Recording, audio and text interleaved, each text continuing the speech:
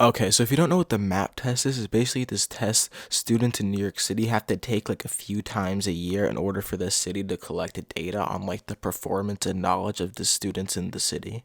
And if you're a student who lives in New York City just like myself, then you probably just like me absolutely fucking dread it. Like, okay, I'm exaggerating, it's not that bad. And if you have like a really hard class or a class with a bad teacher, then you might actually prefer to take the MAP test on those days than doing like actual classwork. But it can also just be really fucking annoying because it's a 50 question test that can be pretty hard at times, that like you sometimes only get 1 day to take, or sometimes you get two. It really just depends on what your school feels like, because there's just no basic standardized rules and stuff or rule set that the school has to abide by, even though it's a standardized test, which is weird. And a lot of teachers also hate and absolutely despise the MAP test because it takes up time of the curriculum, and they know that the MAP test doesn't actually impact your grade, or it actually can't stop you from graduating either. It's purely just so New York City can collect data on students. So they just encourage you to guess and get it as done as quick as possible so they can go back to normal curriculum the next day or sometimes even the same day. And this would be fine with me if the scores on the MAP test weren't sent to parents, because sometimes you'll have a teacher who's just basically forcing you to guess and get it done as quick as possible, and then you don't do that good on it, and then they send the score to your parents, and then your parents will be like, "Why are you progressing backwards in math or whatever?" And it's like, no, I'm not progressing backwards. It's just that I only had a 45-minute lot of time to take this like 50 question math test. And then the ELA one is like a 45 question one with like lengthy text and stuff sometimes, so that's even harder to finish in just one period. And I also don't get why we have to take a fucking MAP test like multiple times a year for our subjects when we literally already take the fucking regents. If you want data for how students are performing, why don't you just use the other standardized test that we're forced to take every year?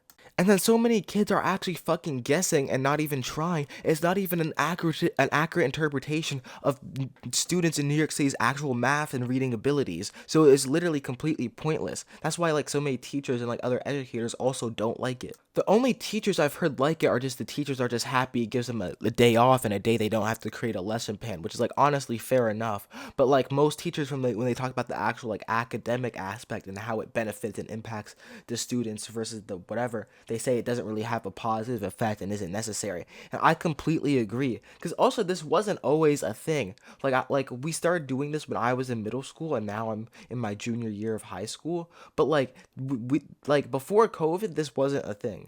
And like I said, we already have state tests, and then when you get in the middle and high school, you have the regents, which by the way they're getting rid of, which I kind of have mixed feelings about. It won't impact me because I'm like actually like I think either the last year or the second to last year before like the regents is like taken away, so then kids don't have to take it anymore, which is like I kind of feel like on the one hand, yeah, I don't really think it serves like a whole bunch of benefit to the actual students, but on the other hand, like I don't feel like they need to get rid of it. I feel like they should just keep it as like an optional thing for it's like a if you want to have your degree look better for like colleges for New York, you can get an advanced regents degree by choosing to take the regents. Like I feel like that they should keep it around for that instead of get rid of it. But anyways, I'm getting off topic. Like I said, but they already have the state test and the regents, so the point of the map test is useless. Because why don't you get the data from that, which will undoubtedly be more accurate? Because that's when the kids are actually trying their hardest to get the questions right. And on top of that, they make us take it 3 times a year. Like I get it's ideally supposed to be like tracking progression and shit like that,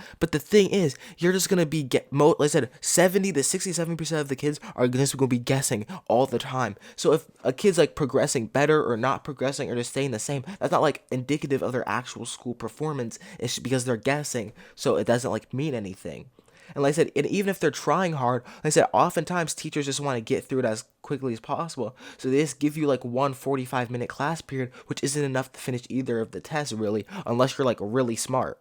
And keep in mind, you wouldn't notice if you never taken the math test before. It like gets, the more questions you get right, the harder it gets. So if you're doing good, it's gonna take you more time. And if you do good, it actually gives you more questions too. Because it can normally range between like 40 and sometimes even up into the low 50s amount of questions, depending on how well you're doing, what questions you're getting right, etc. So what I'm basically trying to say is for a lot of kids, that's not gonna be enough time. And in fact, 2 periods might not even be enough time for a lot of kids. Because you think that two 45-minute periods is only an hour and a half. For regents, state tests, and other that, you get way more. Like, I'm pretty sure for Regents you get like 3 hours even if you don't have any type of extended time. And that's a similar amount of questions. And if anything, the map would actually be in some ways a little bit harder because the more questions you get right, the harder it gets. The Regents, the questions are already just like printed out in there, so they're not going to get harder the more you get right. At most schools, if you don't finish on time, they don't give you extra time in class. They make you come after school on your own time to finish it. And with many students being extremely busy, and especially in high school,